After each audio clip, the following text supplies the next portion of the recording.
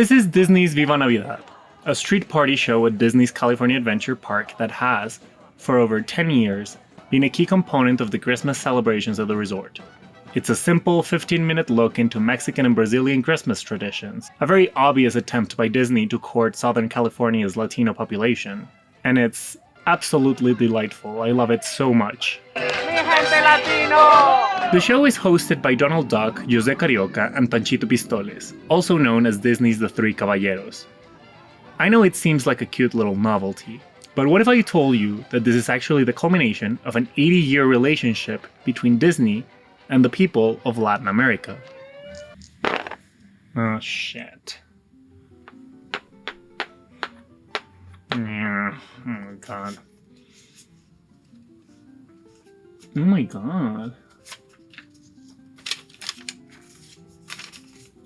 Here you go.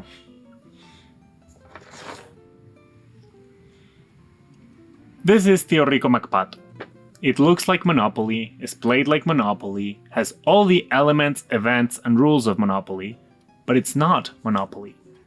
It's Tío Rico McPato, a Colombian-developed and made, officially licensed board game named after Scrooge McDuck in Latin American Spanish. You're winning! Why are you leaving? It's been immensely popular since its original release in 1972, consistently rivaling Monopoly in sales in Colombia. This one was a present from when I was like 4 or 5, and I remember it being hugely nostalgic for my parents, which is not rare for a Disney Duck character in this region. My grandmother and her sister asked for Donald Duck merch when my family first went to Disney World. My mom could name obscure members of the Duck family I'd never even heard of, and Huey, Dewey, and Louie comics were constantly being referenced by my uncles. I mean, when a few weeks ago Donald Trump revoked Colombian President Gustavo Petro's United States visa, his official statement was, "I won't be seeing Donald Duck. For now that is all, and I've seen Donald Duck enough. It's time to see more." This isn't coffee, I don't drink coffee. I'm a liar. See, historically, Latin America has always loved Disney, but particularly Donald Duck and his whole entourage. For the better part of a century, Donald Duck movies, comic books, and merchandise have been specifically targeted to the region, and that's not a coincidence. The story of Donald Duck south of the Rio Grande is one of wartime diplomacy, government propaganda, murdered factory workers, illegal merchandising, covert indoctrination, and shameless cultural imperialism. Some have even gone as far as to call it a conspiracy. And if that's the case, today we're going to expose it all.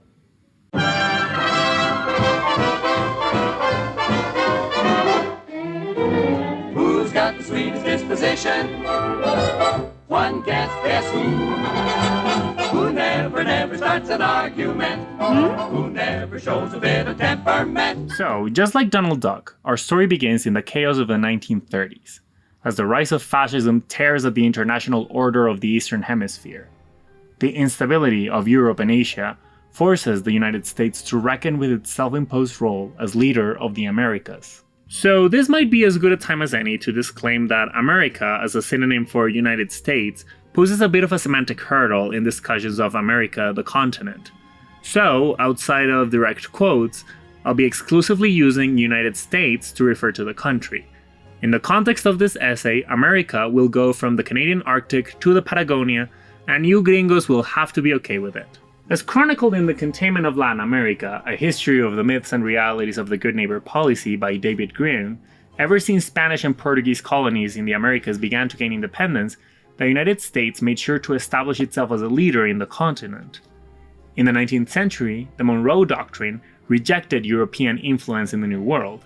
Theodore Roosevelt's Big Stick policy around the turn of the century encouraged peaceful relationships underlined by implicit US military superiority, and William Howard Taft's dollar diplomacy in the 1910s favored economic power over Latin America instead of direct military control.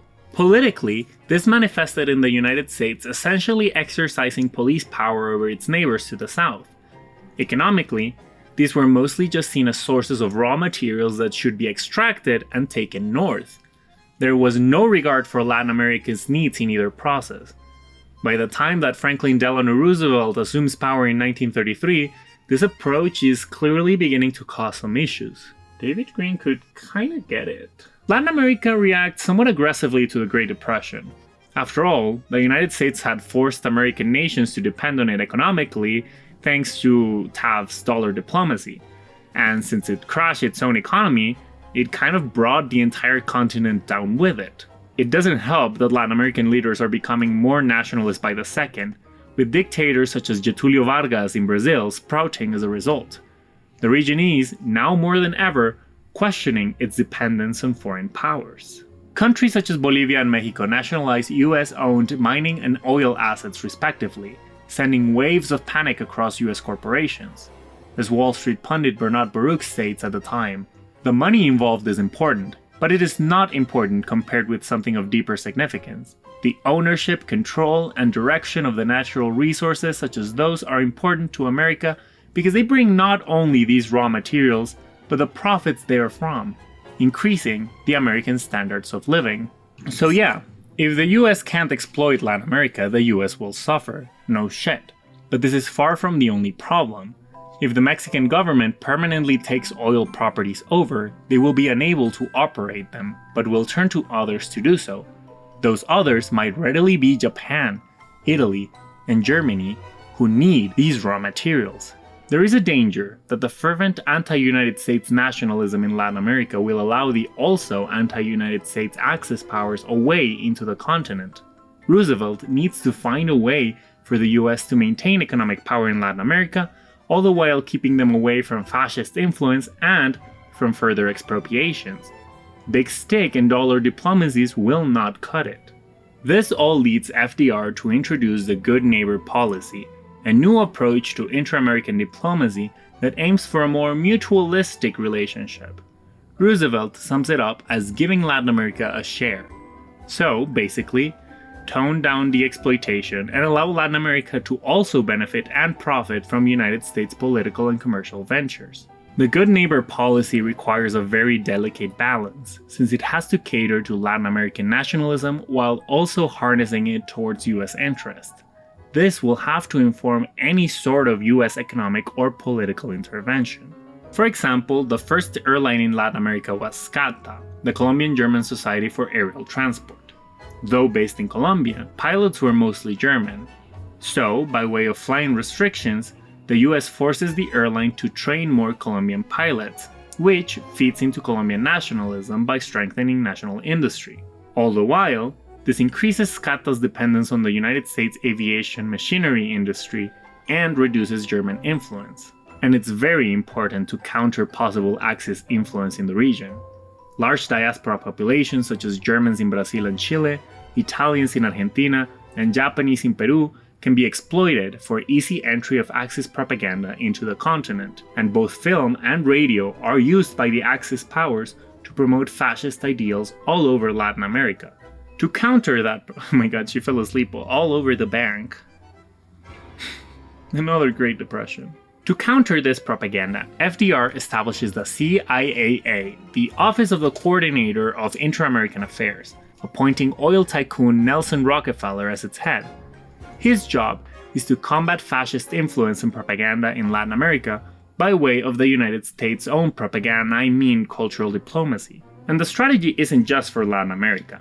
As detailed in Darlene J. Sadlier's Americans All Good Neighbor Cultural Diplomacy in World War II, there needs to be a big cultural component in the United States, because US perception of the rest of the continent just isn't great. In terms of nations as a whole, a sense of superiority is rampant in the United States. Not only are Latin American governments not trusted, but Latin American people are victims of widespread negative stereotypes and rhetoric. There's a race problem in Hollywood right now. And in America, a racism problem. Finally, you wake up. It's your turn. I've been waiting for a whole section. A report is given to Rockefeller about the opinion in the United States concerning Latin America. And the stereotypes that emerge of Latin Americans are that they are dark-skinned, religious, lazy, suspicious, quick-tempered, emotional, proud, friendly, and backward. While they are not efficient, intelligent, progressive, shrewd, dirty, brave, generous, honest, imaginative, or ignorant. Thanks, I guess. Are you a racist? Do Do you hate Mexicans? Worth noting that these beliefs are more common in college-educated people than the rest of the population. Predictably, Latinos in the US suffer because of this prejudice. A report cited by Sadlier finds that Hispanic communities in several states are victims of discrimination in schools, public parks, and businesses, as well as disproportionate rates of unemployment, slum housing, malnutrition, and illiteracy. Not that Latin America is that keen on the United States either. Politically, after nearly a century of Monroe Doctrine, the US is largely seen as hypocritical, self-interested, and, well, a bit of a bully. Why? This is why Rockefeller's cultural diplomacy is so important. In order to have genuinely productive and mutually beneficial relations between the United States and Latin America, a significant cultural shift is required, one of Americans all, that promotes unity as a continent. Who will do that? How will they do it? And what will the message even be? According to that report Sadlier references, when asked about sources for information on Latin America, respondents overall listed newspapers and magazines first, followed by radio, books, movies, and conversation. Among the printed materials most frequently mentioned were Reader's Digest, National Geographic, Time, and Life, and it's likely that similar media is informing Latin America's view of the United States. So the how is clear through mass media, print, radio, and film.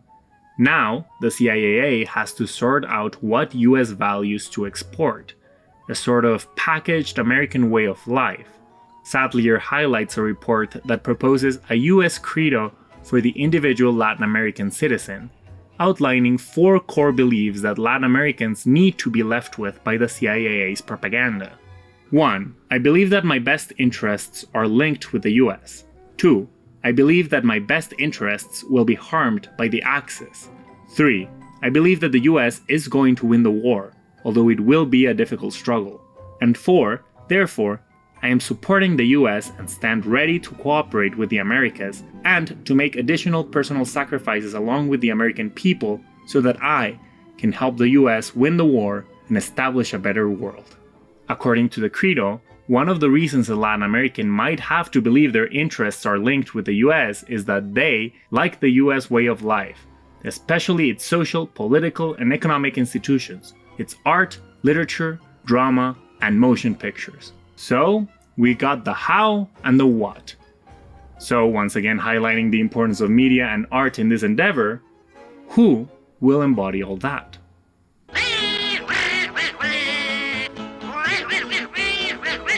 August 1st, 1941, Walt Disney, his wife Lillian, and 17 Disney employees board a plane to South America. Jock Whitney, Rockefeller's Hollywood liaison for the CIAA, had reached out to prominent film personalities such as Orson Welles, Rita Hayworth, and John Ford about going on goodwill tours of South America. His biggest get, though, was Walt Disney, a choice that couldn't make more sense. He is a household name all over Latin America, as are his characters. Mickey Mouse, Donald Duck, the Three Little Pigs, Snow White, they are all immensely popular in the region. You could even kill 2 birds with 1 stone, because you know who hates Walt Disney and Mickey Mouse? The fascists.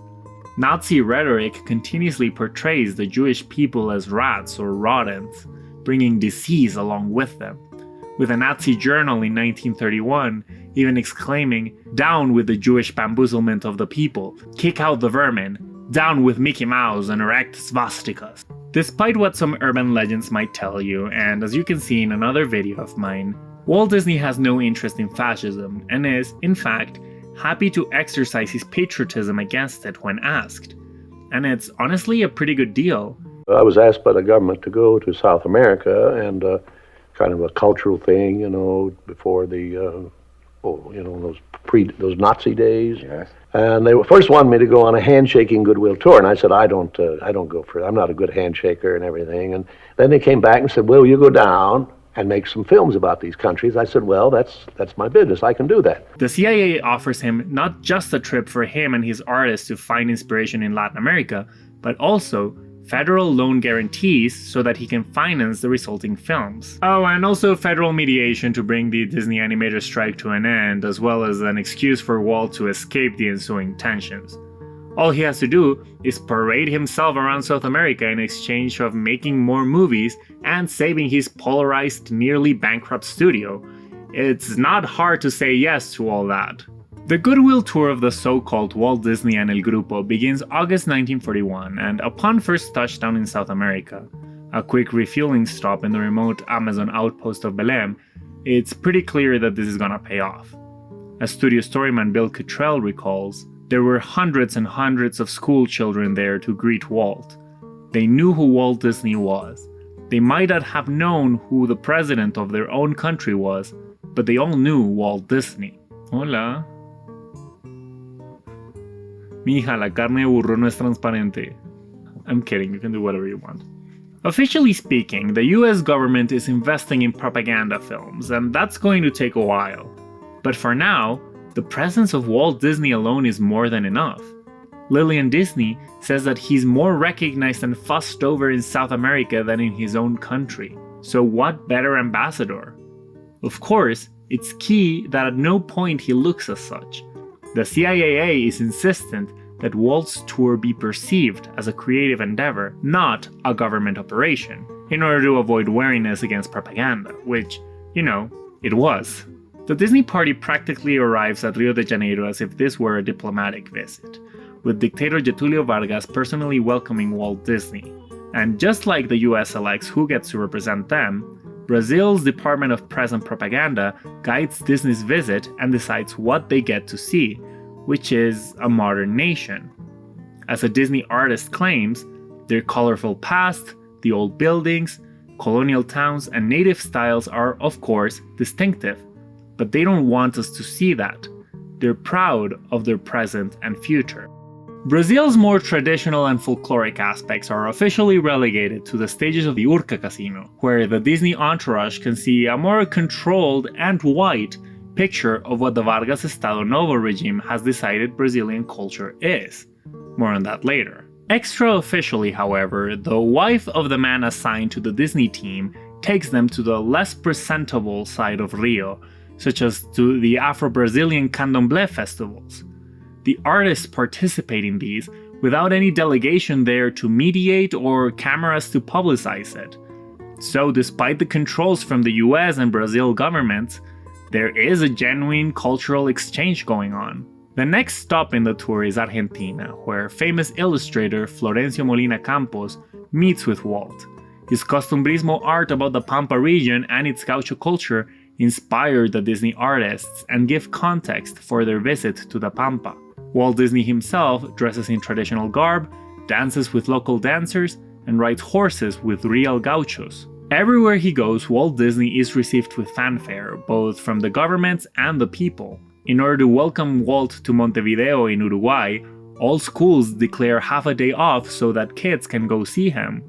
And, in an incredibly on-the-nose coincidence, the German ambassador to Uruguay is kicked out of the country that same day. Unrelated, but it sends a message that the US is literally winning hearts and minds parallel to this process. Walt personally skips Bolivia, the next stop in the tour, choosing to instead send a few artists because he is goddamn tired of being dressed up like a gaucho and put on a horse. But he makes it to Chile, where he's met with even more enthusiasm. At a press conference in Santiago, he reiterates that he's not there on an official mission, that he's not interested in propaganda and is instead there to observe and inspire future films. I can finally play my turn. Another train, ha ha ha. I'm gonna buy that one. You won't get a monopoly on the trains in this game. As in previous countries, Walt takes part in local customs such as Chilean rodeos and folkloric dances. And a local newspaper claims, here, in rural garb, Disney communes with the Chilean land, downing a glass of delicious chicha. Guess he wasn't so tired of getting dressed up like a gaucho and put on a horse. The man played polo, for God's sake. And he killed some people, allegedly. Like 2 people died playing polo with Walt Disney. Like, I'm not saying he killed them, but right after the Chile visit, a ship takes El Grupo up the Pacific coast with brief ventures into Peru, Ecuador, Colombia, and Panama, where Walt was asked to attend the local premiere of Fantasia. After crossing the canal, the ship heads to New York City right on time for the premiere of Dumbo, which, by the way, is a huge success, further proving the cultural power of Walt Disney. Time magazine even plans for Dumbo to grace the cover of its December 29, 1941 issue as its mammal of the year. That is, until the Japanese attack Pearl Harbor on December 7th, and the United States is officially at war, which means that the nation's priorities evidently have to shift. The next morning, Walt gets a call from his studio manager. 500 army troops have moved into the sound stages to mount an anti-aircraft watch and protect the nearby Lockheed factory. That night, Walt is offered a contract to produce military training cartoons.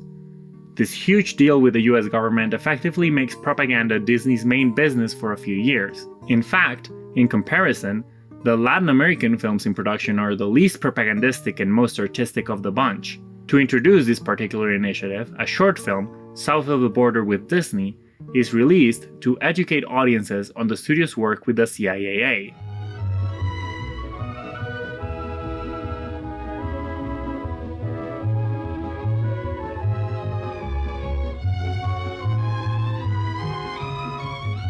Despite the casual, even comical travelogue tone, it directly targets the Nazi propaganda of the time. Not only does it contrast against it with its embrace of multiculturalism, but it reappropriates its imagery. Nazi films used animated maps to show their ambitions of conquest and expansion. Here, the maps show proximity and friendly exploration, even if they clearly never looked at a map of Colombia in the process. The show is just a tease at what's to come from Disney, which the CIA awaits anxiously. A report concludes that, while the Brazilian public is neither refined nor very mature politically, it rebels when it sees this tragic war and its driving forces represented with the technique and style of Western films. On the other hand, Disney's work where paternalism is substituted by camaraderie might be perfect to bring Brazil closer. In preparation, United States embassies and consulates all over Latin America distribute portable projectors and other resources necessary to increase the number of movie theaters, which is relatively low and relegated to urban centers. All governments involved are ensuring wide exhibition of US films, particularly those made under the auspices of the CIA. Just in time for Disney's first few shorts to be consolidated into Saludos, Amigos, a 42-minute feature framed by Walt Disney's goodwill tour of Latin America. Released February 1943, the wartime political context is mostly avoided, with cultural exchange at the forefront. 4 segments representing each visited country are interspersed with 16mm footage of the trip, most of it shot by Walt Disney himself with his personal camera. Segments like Lake Titicaca for Bolivia and El Gaucho Goofy for Argentina plays Disney's signature characters, Donald Duck and Goofy, as tourists in these lands, learning local customs while clashing with them in comedic ways. Pedro, the short for Chile, opts instead for an original character, a young airplane who's tasked with delivering the mail across the Andes. Reportedly inspired by the team's flight from Argentina to Chile, it hardly reflects anything from Chile beyond the overt focus on the geography. It's easily the weakest in the film, and yes, we are gonna put another pin on that. Lastly, Aquarela do Brasil brings together both approaches by creating a new character to welcome Donald to Brazil. José Carioca, a parrot from Rio de Janeiro, is Disney's homage to the malandro figure in Samba, a suave, cheerful, city-dwelling scoundrel who loves to party. Despite the prior negative associations of this archetype, it was reclaimed to capture the cool and zany spirit of Rio. This whole segment isn't just Saludos Amigos at its strongest, it's Golden Age Disney at its best. The energy of their shorts, the sophistication of their features, the instinct for iconic characters, the wonder of their approach to Technicolor, and their impeccable rhythm when it comes to putting animation to music. It's so good, it does leave you with a sense that this was a cultural affair, the result of very different cultures coming together to create something unique, beautiful, and joyful. Still no idea what Colombia looks like though, goddamn. Everybody in our office is most enthusiastic about Saludos, says the director of the CIAA's motion picture division. It was shown last night to a number of the most important people in the government. Its success far surpassed any of the pictures we have shown. Disney and the CIAA have something special in their hands. Saludos Amigos is a huge hit all over Latin America. Disney biographer Neil Gabler says that some theaters stopped doing double features so they can show the film more, and an audience in Brazil reportedly threatens to riot if they don't start the movie all over again once it's over. I mean, the film finishes with Aquarela do Brasil, I would do that too. As animation historian José Moscardo Guillén says, Disney was right to establish the friendship dynamic not from a paternalistic point of view, but rather from that of admiration toward the enormous cultural and geographic diversity of the recipient countries, on top of imbuing the film with tremendously joyful and festive character, sprinkled with gags and a good sense of humor, which make it very entertaining. All the while, it never alienates United States audiences. As Darlene J. Sadlier points out, Saludos Amigos is a spot-on heir to the centuries-long tradition of expedition literature about Latin America for white audiences. You know, chronicles by explorers about all the natural wonders and cultural oddities of these remote jungles and mountain peaks. But while this foreigner's fascination is all over Saludos Amigos, there is a sincere interest that seeps through. As Sadlier puts it, Brazil's relaxed, good-natured atmosphere soothes the often frantic and bewildered Donald Duck. The United States envoy embraces Latin America and lets it carry him to its paradise. No wonder this was well received. This continent-wide success justifies the intended sequel, which would include the short inspired by Uruguay and incorporate Walt Disney's recent visit to Mexico. There was a need, after all, to win over Mexicans and Mexican Americans as well. Almost 2 years to the day after the premiere of Saludos Amigos, The Three Caballeros comes out February 1945. The 71-minute feature avoids the tour altogether, framing the shorts as presents for Donald Duck from friends in Latin America. The first of which is, inexplicably, The Cold-Blooded Penguin, about a cold penguin who's trying to make it to the Galapagos Island. Flop. Next, the Flying Gauchito sees a little gaucho from Uruguay encounter a flying donkey. It's cute. The film revisits Brazil and... No way!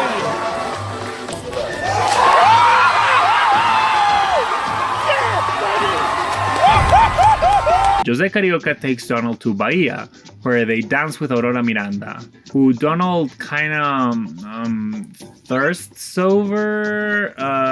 Anyway, we'll unpack that later. It's still contagiously fun and an incredible integration of animation and live action. Then, unlike Saludos Amigos, the film leaves South America to, oh come on, and misspell too? Has anyone in this family ever even seen a chicken? The rest of the film focuses on Mexico, with a few segments highlighting different aspects of Mexican culture. Here, we are introduced to Panchito Pistoles, a rowdy Mexican rooster who shows Donald and José around his country. His loud, trigger-happy demeanor greatly contrasts José's suave nature and Donald's signature anger, creating an immediately iconic trio. Oh my god, stop! Stop! Get a job! Stay away from her! It's weird that a not insignificant part of the runtime has Donald Duck chasing after women though. Not only was this not a part of Saludos Amigos, it doesn't match any aspect of Donald's character, like at all. Why is Donald Duck suddenly so horny when exposed to Latinas? When some Latin baby says yes, no, or maybe... Well, this story isn't racist, it's diverse. The impact of the Good Neighbor films in Disney history is, I think, under-discussed. They essentially saved the studio from the financial woes of World War II and the inner turmoil of the strike. Creatively, they expanded the studio's style, opening it up to a more frantic and tethered energy. Artist Mary Blair was able to define her signature style thanks to the South American palettes she saw on the tour, which would change the look of Disney movies forever. But let's not forget the biggest legacy of these films within the Disney canon, José Carioca and Panchito Pistoles, who have remained fan favorites for 80 years. And it's easy to see why. The Caballeros, or as I like to call them, my boys, Now we're 3 gay caballeros. are so fun and distinct it's no wonder they were both embraced by their respective countries and subsequently appropriated. José gets his own incredibly popular comic book series in Brazil, drawn and written by Brazilian artists, and Panchito becomes the mascot of the Mexican Air Force squad that fights with the Allies during World War II. As for that third caballero, Donald Duck's appearances in Saludos, Amigos and the Three Caballeros further endear him to the Latin American public, setting the stage for a decades-long love affair. And as if that wasn't enough, the tremendously successful Der Führer's face is shown in theaters, schools, hospitals, charity fundraisers, and religious institutions all over Latin America. The short, which sees Donald Duck as an exploited Nazi factory worker, makes him into a symbol of the fight against fascism. Am I glad to be a citizen of the United States of America? The wartime impact of Disney in Latin America even transcends politics. Neil Gabler even suggests their most important legacy in this period are the educational films on health and sanitation meant for the Latin American public that were part of the deal with the US government. These widely distributed shorts touch on topics such as protection from mosquitoes, making sure water is drinkable, and avoiding malnutrition, and they might have the most tangible positive effects of all their regional work. In the end, no Latin American country joins the Axis, with the most reluctant allies, Chile and Argentina, eventually breaking relations and declaring war with the Axis towards the end of the war. We obviously can't thank Walt Disney for this, since he's just a tiny cog in a huge geopolitical machine. But still, after the war, Nelson Rockefeller calls Walt's involvement the most effective work in inter-American relations, stating his films did more than anything else to bring the people of the Americas closer together. Even the left loves it, and famously, We Don't Love Anything. Walt is a guest of honor at a 1943 event organized by the Council for Pan-American Democracy, a leftist Latin American organization. In the 1950s, when the Los Angeles Communist Party goes after the Motion Picture Alliance for the Preservation of American Ideals, a Hollywood anti-communist organization that Walt Disney was briefly a part of, they specifically exempt Walt from their criticism because of his work fighting fascism in Latin America. When the Office of the Coordinator of Inter-American Affairs asked us to make Saludos Amigos, we had one purpose: to make a picture both Americas would like, so that in the end, they would like one another better. We've all been thinking of the barriers between the Americas, and now, rather suddenly, we see that these things don't matter. In spite of, or maybe even because of doing so with cartoons, Walt Disney manages to tap into something that brings the Americas closer together. It may be naive, in fact, it's supposed to be, but this aggressively friendly multiculturalism resonates. As Walt Disney puts it, while half the world is forced to shout Heil Hitler, our answer is to say, Saludos, amigos! Mickey Mouse! Mickey Mouse! Donald Duck? Pato Donald? Pato Donald? Ora, venha de lá abraço! Disney wouldn't even portray Latin America in an animated feature for another 50 years, with only a couple of live-action films in between. And yet, no further direct contact was needed. Disney's soft power over the region, thanks in part to the tour, was such that the export of unrelated films was more than enough. But Disney doesn't stop at films. How to Read El Pato Pascual, Disney's Latin America and Latin America's Disney, based on the 2017 exhibition of the same name at the Mack Center in Los Angeles, is a fascinating exploration of the company's relationship to the region. Throughout the artwork, it's clear it wasn't periodic movie releases holding the public's attention, but merchandise. In his essay for the book, Of Mice and Men, Women and Ducks, documentarian Jesse Lerner touches on two examples. One, Italian artisan Vittorio Bartolini. Once a sculptor's apprentice at the Vatican Museums, in 1928 he settled in Medellin, Colombia, where he made his name crafting religious figures out of plaster. In 1954, he branched out and established Partoplas, a plastic toy manufacturer, and licensed the rights from Disney to create and sell a line of toys based on their characters. This was such a huge success that he kept making the toys well after the agreement with Disney had run out. The Colombian economy was very protectionist at the time, meaning that imports were highly regulated. It's not like Disney or other foreign companies were able to import toys of their own. Hence, why we don't get Monopoly. We get Colombian-made but officially licensed Tío Rico McPato.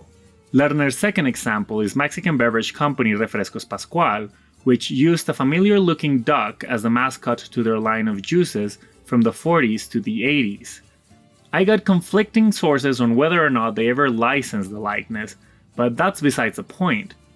As Lerner points out, countless Latin American preschools, vendors, and restaurateurs use Disney iconography to market their merchandise, oblivious of licensing rights and intellectual property laws.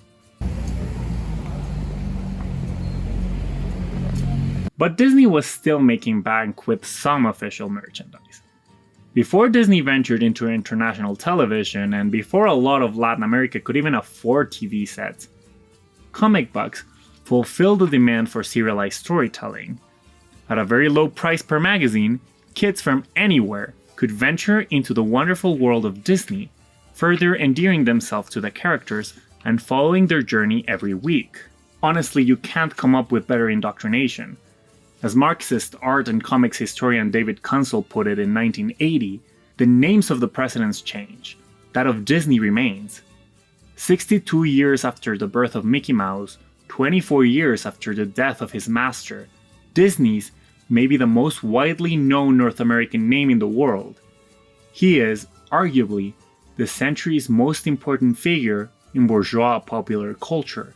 This reign didn't go unquestioned. Brazilian, Bolivian, and Mexican reception to the Goodwill Tour's double feature was overwhelmingly positive, but that wasn't always the case in the Southern Cone.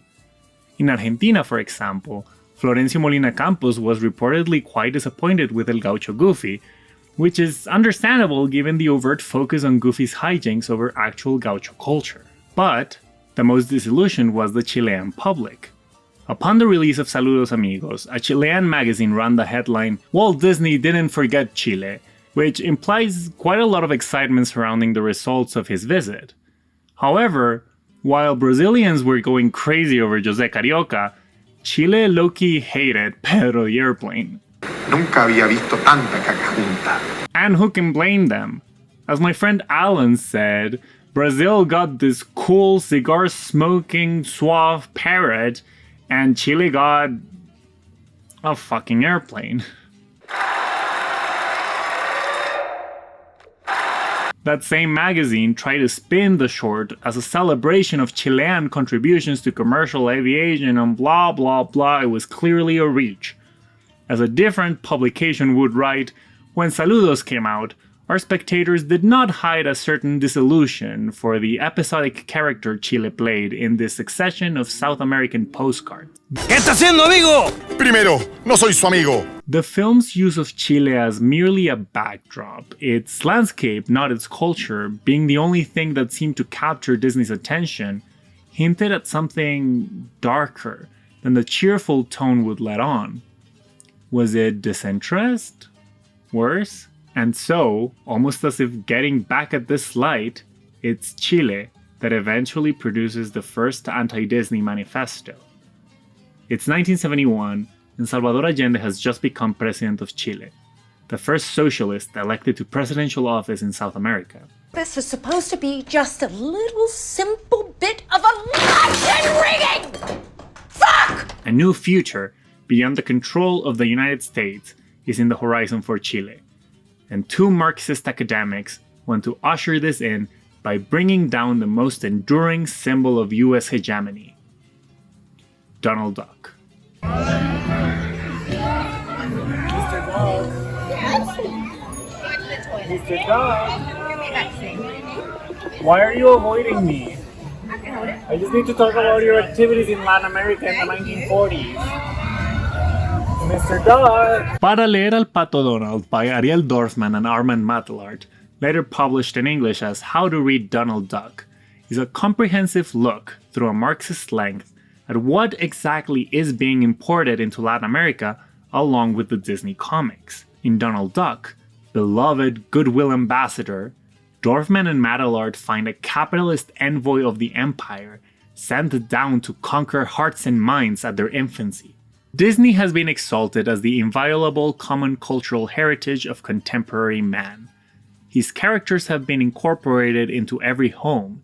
They hang on every wall. They decorate objects of every kind. They constitute a little less than a social environment, inviting us all to join the great universal Disney family, which extends beyond all frontiers and ideologies, transcends differences between peoples and nations. Disney is the great supranational bridge across which all human beings may communicate with each other. And amidst so much sweetness and light, the registered trademark becomes invisible. You can really tell that leftist academics wrote this, derogatory. Now, the criticisms in the book go a lot deeper than simple cartoons are brainwashing the children accusations. The core thesis of the book is that Disney has hidden an iron hand with a velvet glove within its comics, essentially establishing them as a showcase for the natural behavior that children are to emulate, an inescapable entity meant to guide society. Disney is part, an immortal part it would seem, of our common collective vision. It has been observed that in more than one country, Mickey Mouse is more popular than the national hero of the day. God damn it, another... You're draining me, Celine, you're draining me. Wildly assigned by college courses, this is still, 50 years after publication, a key text in cultural studies and probably one of the most influential texts about media analysis ever. A reviewer of the first US edition called it a handbook of decolonization. Now, is this warranted? Some of the book is a little bit sloppy, like when it continuously attributes the comics to Disney, the man, instead of Karl Barks and his fellow comic book artists. But also, a lot of the book is, let's be generous and call it a reach. I am not an it's not that serious person when analyzing any sort of media. I mean, look at this channel. But I do think Dorfman and Madelart are so intent on finding subliminal messages that they often make up a duck to get mad at. Like, at one point they point out that Donald and Daisy are always courting each other without ever getting married, and yeah, sure, it's a bit odd, but I don't think, like the book says, that by portraying flirting and relationships but, quote, suppressing the act of sex, its possession, the orgasm, Disney masturbates its readers, forbidding them physical contact. What an odd thing to say. Now, beyond apparently wanting to see the ducks fuck, the authors do nail an important aspect of Disney comics, their portrayal of other lands, particularly Latin America. The flawed but sincere interest of Saludos Amigos ran out quite quickly, because in Disney comics, all semblance of accuracy or sensitivity goes out the window. Dorfman and Madelart state that out of 100 magazines studied, nearly half, 47%, showed the heroes confronting beings from other continents and races. However, these are very rarely called by their real-world names. Instead, you get places like Sphinxonia or Unsteadystan standing in for Egypt and Vietnam respectively. In Latin America, the ducks never visit Mexico or Peru, but Aztec land or Inca Blinka, denying these countries not just nuance but names. In these lands, far from the Duckburg metropolis, casual landing grounds for adventurers greedy for treasure and anxious to break their habitual boredom with a pure and healthy form of recreation, there await inhabitants with most unusual characteristics. Among these characteristics, Dorfman and Madelart highlight a primitive identity, either purely barbarian or more advanced but on the verge of extinction. No cities, only villages and ruins. Any race, save for white. Shit here too? Little to no clothing. No need for translation, they speak broken English. A bare bones economy begging to consume. Magical qualities. And the mental and moral qualities of children. That last one might be one of the most astute observations in the book. They pose that the children in these comics, such as Huey, Dewey, and Louie, may look like children, but they don't act like them. In order to fulfill the fantasies of the children reading the comics, they don't have the limitations of real kids, enjoying intellectual and moral superiority over the flawed and unreasonable adults. The fictional comic grants children a power that eludes them in reality. So, if children are the figurative adults, who plays the role of figurative child in this world? Well, the savages that the kids encounter in their adventures. These are ignorant of the ways the real world works and therefore need to be explored, studied, and educated. In contrast to the dull, white Duckburg, these are always going to be interesting, dangerous, and exciting precisely because they aren't white. Mr. Doug, I have a Latina woman with me. This all pairs fairly well with Disney's most consistent portrayal of Latin America, its theme parks. It's been present at Disneyland since its opening day in the Jungle Cruise, which has a whole segment set in the Amazon River. Of course, the ride mostly focuses on exotic fauna and, when depicting indigenous people, basically treated them as such. Over at Frontierland, the Casa de Fritos opened a few weeks later, a quote-unquote Mexican restaurant serving tamales, Chilean beans, and the Fritos corn chips that would eventually become Doritos. The restaurant even had a mascot named Frito Kid, who looks, I don't know, maybe he's white chicken? One of the main characters in 1963's Enchanted Tiki Room is Jose, a macaw with plumage reminiscent of the Mexican flag, and Mexican accent provided by the whitest guy we'll ever hear. Buenos dias, señorita. My siestas are getting shorter and shorter. The one is gonna go all the way to the bottom, though. You don't see Latin American people until It's a Small World, first created for the UNESCO Pavilion at the 1964 New York World's Fair. Kids from all around the world are depicted in ostensibly authentic but simplistic representations of their cultures, reminding the writer that much more unites us than separates us. The execution is flawed, but the intention's so noble and the results so kitschy that I do kind of love its weirdness. It's diverse. Pirates of the Caribbean in 1967 is the first time Disneyland actually engages with the people of Latin America as characters, and it's predictably a bit all over the place. Actual historical events inform the ride's set pieces, and it's humans telling the story. However, the tone of the ride relegates most of its characters, Anglo and Latino alike, to comic gags, so it's hard to gauge it as a serious effort. In his essay, The Republic and the Kingdom, Argentinian artist Fabián Cereijido poses that Disneyland offered a private atmosphere where the old social and spatial hierarchies could be reinscribed. In the staged replicas of the park's attractions, racial minorities and Latin Americans existed as exotic, dangerous, and fascinating specimens seen through the lens of cowboys, travelers, and pioneers. Just like Saludos, Amigos, and the Three Caballeros, all of Disney's ventures into Latin America have to rely at least a little bit on pop culture platitudes to appeal to a United States audience whose worldview must not be significantly challenged.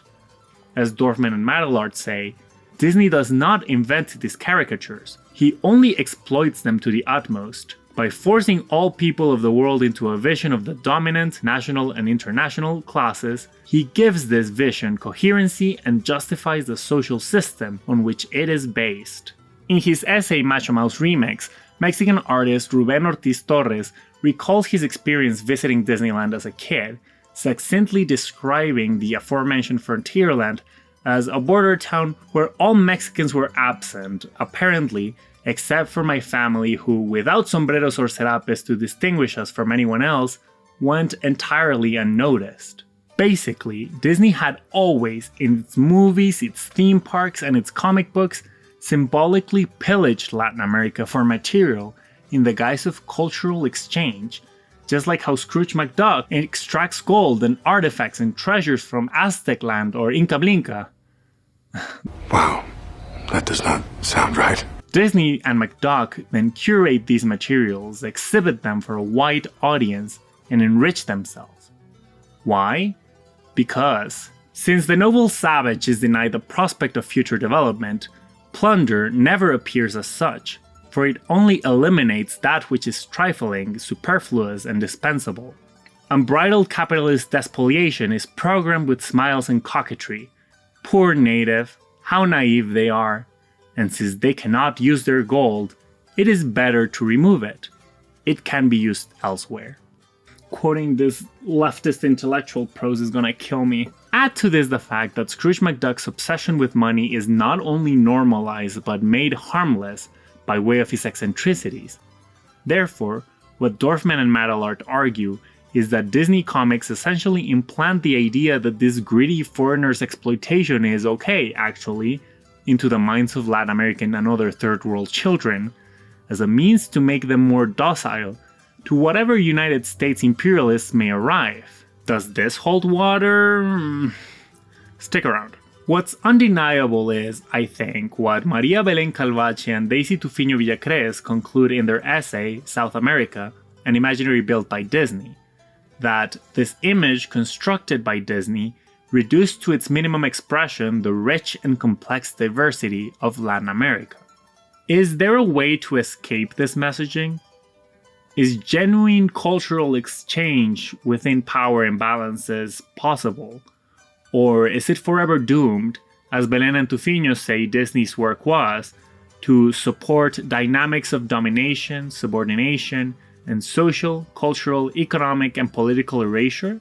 How do we best understand each other and ourselves in the age of mass media and empires?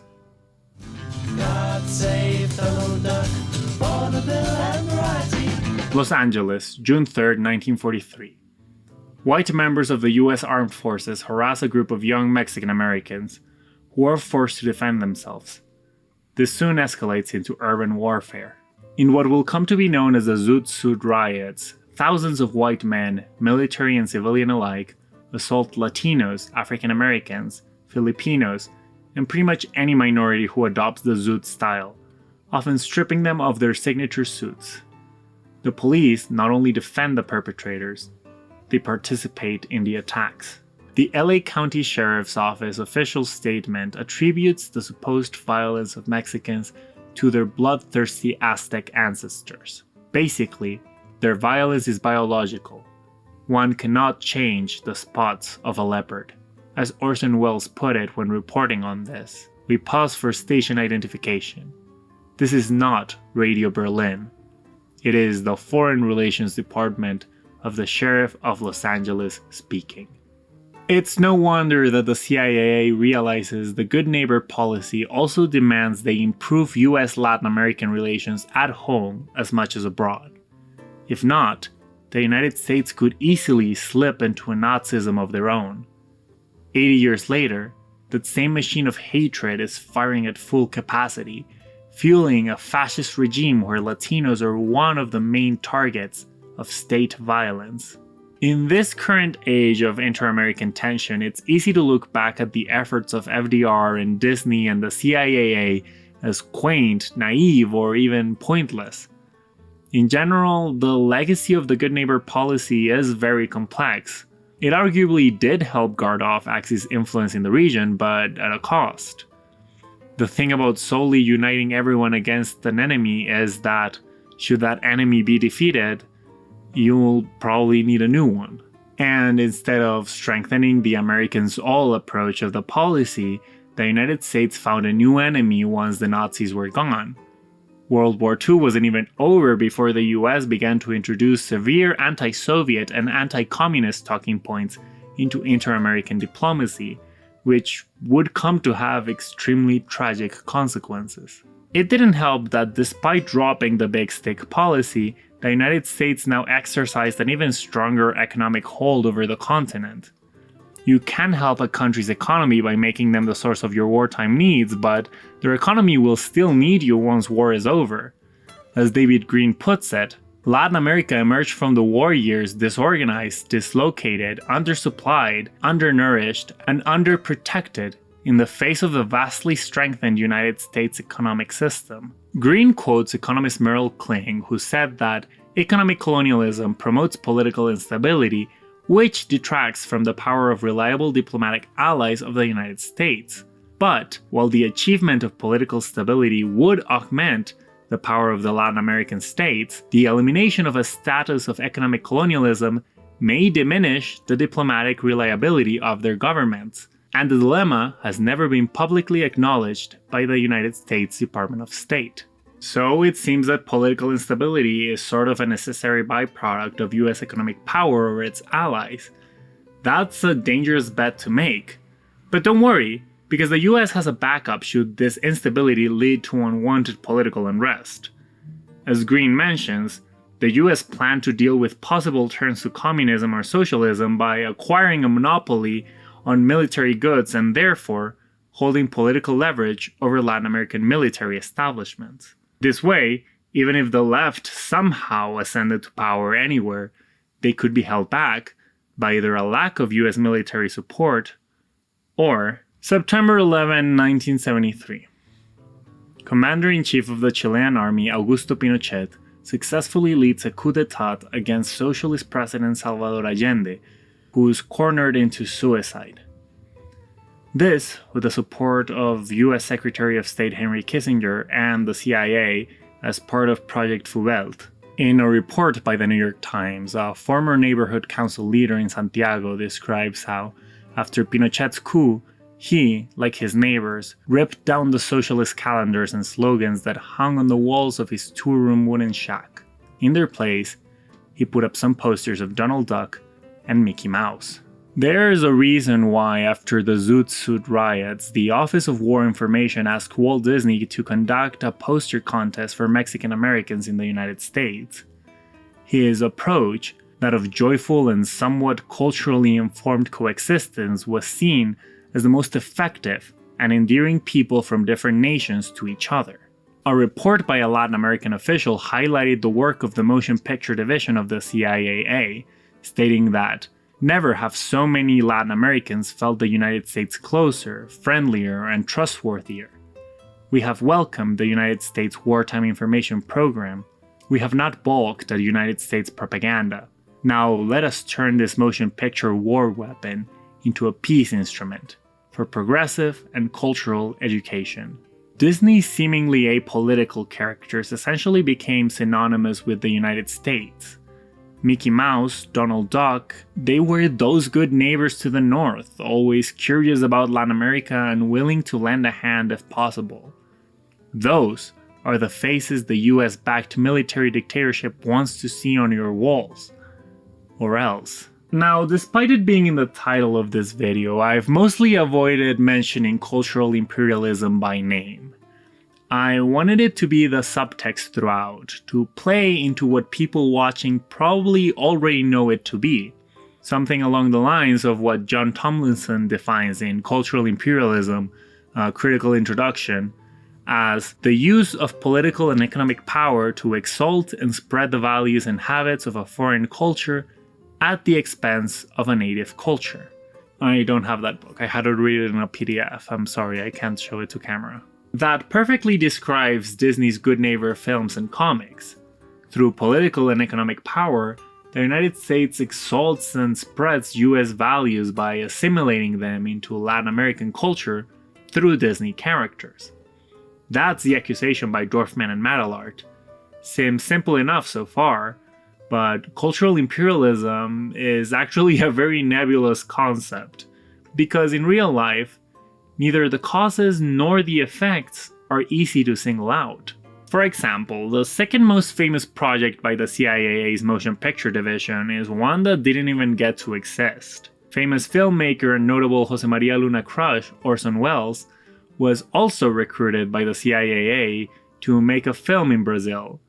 In his characteristic ambition, he conceived of a docufiction hybrid titled It's All True, in which he would explore different facets of ordinary life in Brazil. I honestly don't know what they expected from notable leftist anti-segregationist Orson Welles, but Getulio Vargas did not like that Welles wanted to spread the image of a poor and black Brazil by focusing on the culture and struggles of the working class.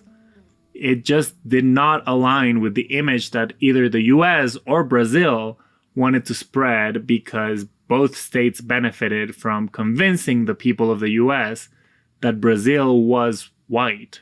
Mas ele fez o que qualquer outro homem não faria pelo Brasil, mostrar Brasil real como realmente ele era. In this case, the native submissive culture imposed an image of how it wanted to be portrayed by the foreign dominating power. This is a perfect example of what Tomlinson means when he says that an initial trap awaiting us is that of talking as though nations or cultures actually speak. Even within submissive nations, there will be dominating classes imposing a culture onto the rest. As Sattler says, Wells's project incurred the displeasure of not only Vargas, but also RKO studio executives and Rockefeller, whose idea of good neighbor Brazil included colorful tropical settings and figures such as Zé Carioca and Carmen Miranda. That is why Walt Disney's films were not only completed but successful and popular. He did precisely what both sides wanted him to do, give a positive image of the United States to Latin America, and of Latin America to the United States. Positive. Not necessarily real. I have no idea how much this arm is killing me. I'm just gonna record the rest of the video like this. And you're gonna have to be okay with it. It's 3 a.m. So yes, modern cultural imperialism discourse suggests that the empire can impose ideas and values onto other cultures by way of media, advertising, news broadcasts, and, well, art. And yes, they can, but whether or not they do is a different story. Can you say that these films were imposed when there was consent from representatives of those receiving them? You could argue consent isn't possible in this power imbalance, but no one forced Brazilians to go see Saludos Amigos 1,000 times in theaters either. How to Read Donald Duck poses that Disney manufactures this consent under the guise of innocence, that having already endeared Latin American children and the public in general to Disney characters, they will willingly consume comics where the region is portrayed as inferior and its exploitation as positive, because the public already trusts Disney to be right, and thus, the American way of life could be easily imported by way of the comics. In an apparent confirmation of this, Pinochet's regime led several book burnings of material perceived as incendiary, including How to Read Donald Duck. As Jesse Lerner puts it, Pinochet, abetted by the CIA and the Chilean Air Force, had reinstalled Mickey with unforgiving violence. However, this doesn't mean Disney comics were once again allowed to freely indoctrinate readers, because said indoctrination, the one extensively exposed by Dorfman and Madelart, is still a hypothetical. In Tomlinson's words, the simple notion of an immediate ideological effect arising from exposure to the imperialist text is naive and improbable. He says about How to Read Donald Duck that there are two basic theoretical moves in the book: the identification of imperialist ideology and the theorization of its effect. You can point at specific instances of imperialist ideology in the comics, but you can't predict how they'll be read, like Madelart and Dorfman attempt to do. Tomlinson references Martin Baker, who found many different interpretations of Scrooge McDuck's obsession with money. While Dorfman and Madelart thought it normalizes and defangs greed for the reader, one thinker saw Scrooge as a deliberate mockery of the absurdity of money fetishism, and another as a closet critique of capitalism, with Scrooge a biting parody of the bourgeois entrepreneur in the competitive stage of capitalism. Disney cartoons were rejected by Max Horkheimer and Theodore Adorno, but claimed by Sergei Eisenstein, Diego Rivera, and Walter Benjamin, all of them Marxists. Benjamin argued that Mickey Mouse proves that a creature can still survive even when it has thrown off all resemblance to a human being, that the mouse always prevails at the end of the 7 minutes of each animated short is a triumph of resistance. All the while, Adorno countered that Donald Duck in the cartoons and the unfortunate in real life get their thrashing so that the audience can learn to take their own punishment. Even Ariel Dorfman later admitted that this isn't as straightforward when reflecting on the book for the How to Read El Pato Pascual book. Actually, He said, "Many of the things that I said were totally true about Donald Duck, but many of them were true because I believed them ahead of time. I looked into Disney and I saw the things that I wanted to critique in him, that I wanted to find, and I found them. It's like a treasure hunt in which you've drawn the map." Which is why I think it's valuable to explore the effects of this cultural reality of ours beyond the initial Disney bad vision. We all know that United States cultural hegemony infiltrates our lives all over the world, but what do people do with this foreign presence? Tomlinson suggests that a lot of Marxist discourse about cultural imperialism involves a separate judgment about the culture of capitalism, that it is in some way inherently incapable of providing meaningful and satisfying cultural experience. And I think he's onto something. Leftist critics are prone to dismiss culture that comes from capitalism as if it wasn't real people both making it and consuming it. This, I think, adds value to it. But what value? Look, I really like Saludos, Amigos and the Three Caballeros. I think they're a beautiful attempt by Disney artists to explore Latin America, as well as fascinating instances of cultural diplomacy. And like I said, I love my boys. But I can't help but agree with Fabián Cereijido when he says that the objective fact of the trip and the specific references to music, landscape, and emblematic places in Latin America simulate a reliably trustworthy contact that did not exist. Disney constructed a pre-discursive Latin America made from folklore, sincerity, natural exuberance, and swaying hips.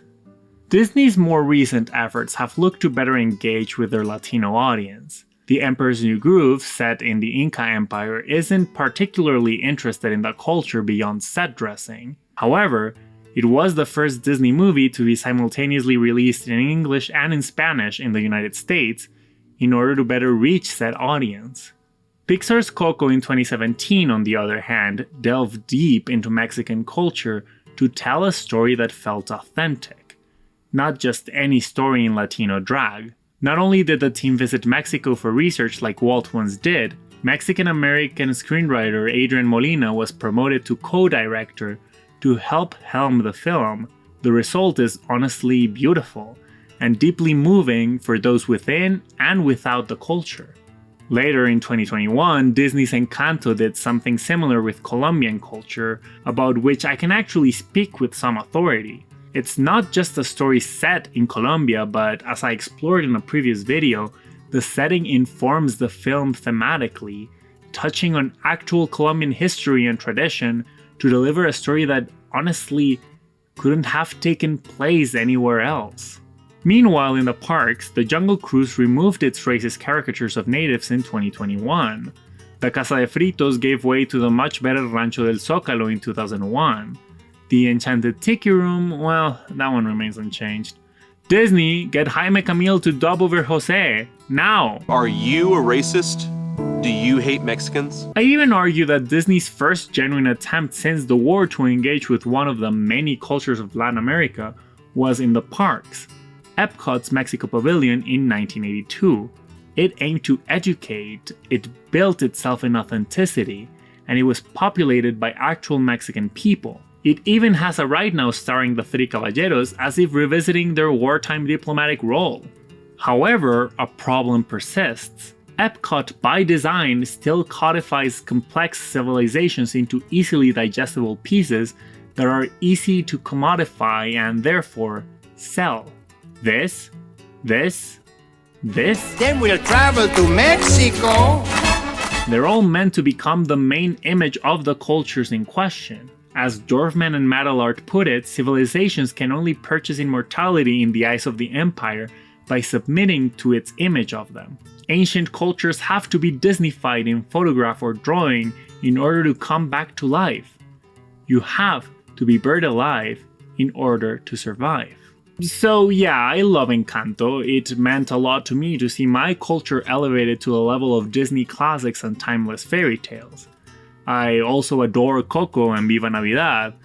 That kind of representation is important, and I'm grateful for it. But we shouldn't rely on validation from Disney to feel complete. Like we already discussed, the full effects of cultural imperialism, even this sort of woke one, are unpredictable. Well, all but one. To buy. That's the goal of Disney the company, for you to buy more. For the nearly 6 million Hispanic people in LA and Orange counties to buy a ticket to California Adventure's Festival of Holidays, see Viva Navidad, try a $9 caramel toffee horchata cold brew, and buy a $23 commemorative Christmas tree ornament. Oh shit, that one's cute. It's still an amusement park where you can get the bargain of the day, your favorite civilization, today and every Tuesday, Chile with Indians in Araucanian sauce. So there are normally two different ways in which I approach a video essay. One, there's something that I know a lot about and I want to share it with everyone. And two, there's a question I can't get out of my head and I want to learn more until I find an answer. This one began as the former. I knew a lot about Latin America's relationship with Donald Duck and I wanted to explore what that relationship entails. However, a question kept popping up that I needed to answer. What do we do with it? Remember Refrescos Pascual, the soda company that used a Donald lookalike as its mascot? Well, in 1982, Pascual factory workers went on strike over substandard wages, denial of overtime payment, and other labor abuses. In repressing the strike, the owners were responsible for the murder of 2 factory workers and several injured ones. After 3 years of striking, the government sided with the workers, so the owners declared bankruptcy. The workers, however, were able to buy back the company and turn it into a cooperative that, to this day, sells juices bearing the face of a reclaimed Pato Pascual. Donald Duck was now their own. That's what I found so valuable about the How to Read El Pato Pascual exhibit and its accompanying book, which I just had to get for this essay. It's an incredible look into what artists from all over Latin America have done with the nuclear waste of decades of Disney bombing the region with films, comics, and merchandise. The exhibit, held in 2017, also fulfilled an important symbolic role against the Trump administration.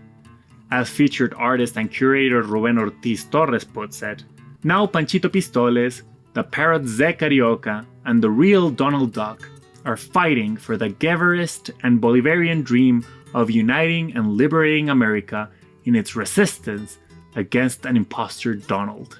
I especially love these pieces by Colombian artist Nadine Ospina, who expertly reimagines Disney's character as pre-Columbian indigenous art.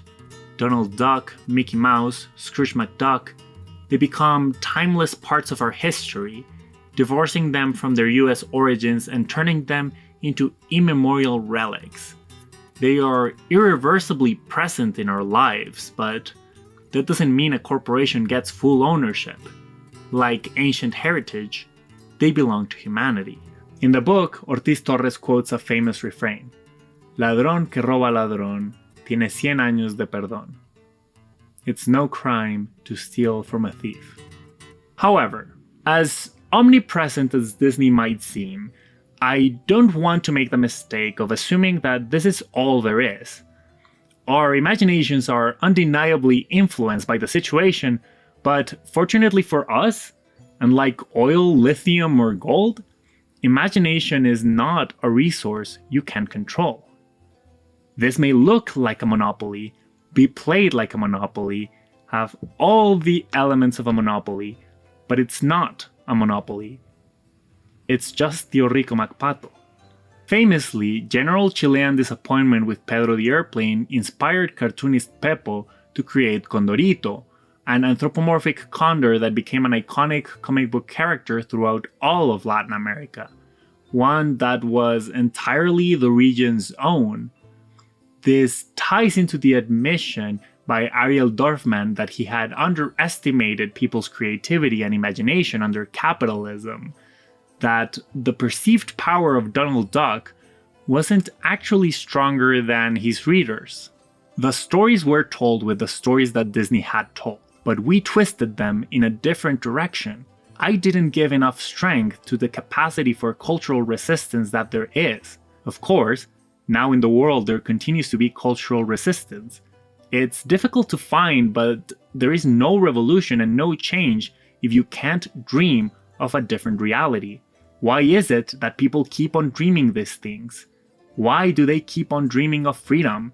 Why is it that there's been an Arab Spring? Where did it come from? It also came from the capacity of people to dream themselves differently, to say no.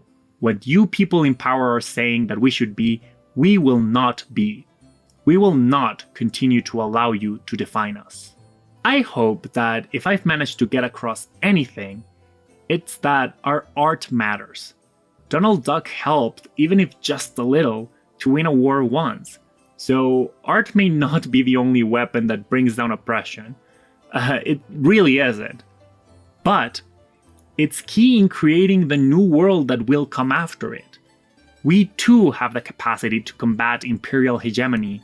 There is always hope for something after the fact, but it's not going to be conceived on its own. A revolution does that. Everybody participates in everybody changing.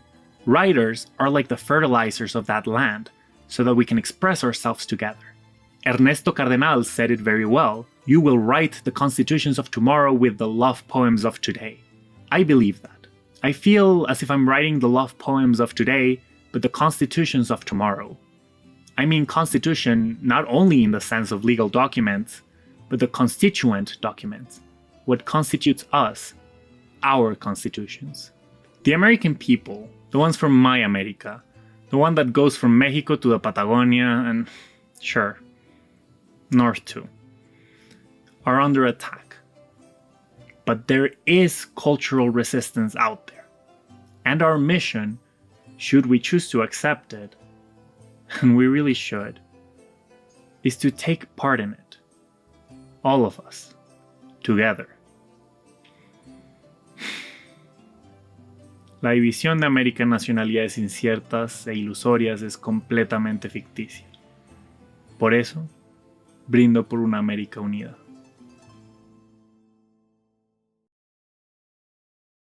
Llegó el pato Donald con su nuevo vacilón. ¿Cómo que dice el pato? ¡Saluda, pato! Hi everyone, thank you so much for watching. Thank you for making it this far. It means a lot. This was kind of a weird one. But if you would like some more commentary, head over to the Patreon where you can support the channel and check out my new exclusive video where I rank all of Disney's portrayals of Latin America, offering some commentary on the ones that I didn't really get to on this video. It really means a lot that people want to support the channel.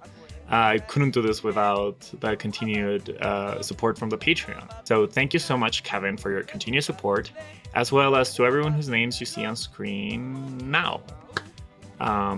If you can support the channel, please head over to the Patreon. And if you can't, that's okay. Just like, comment, or subscribe in the meantime. I appreciate it all nonetheless. Thank you and take care.